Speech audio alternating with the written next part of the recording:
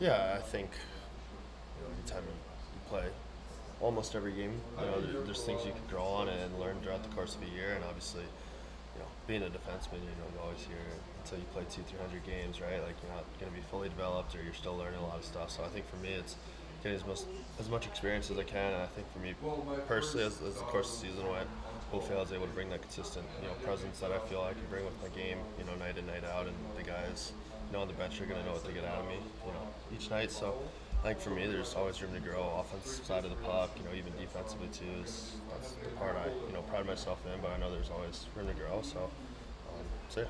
Do you feel like that part of your game, the offensive part of the game, has grown since you got to Boston?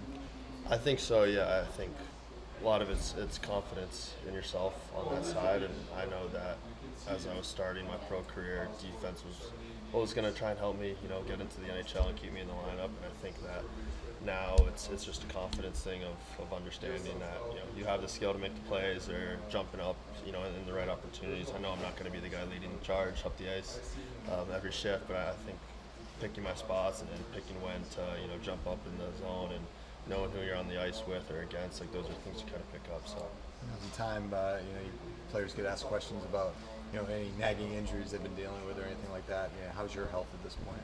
health is good. I had my shoulder injury earlier in the year, but I think I missed 5 games for that. So other than that, all healthy. So The culture is something that's so big with the Bruins. It has been for a long time. Chara, Bergeron, and Marshy, a little bit different now. How important is it, for the remaining players and the new faces that eventually come in, this summer and into training camp to sort of keep that culture intact?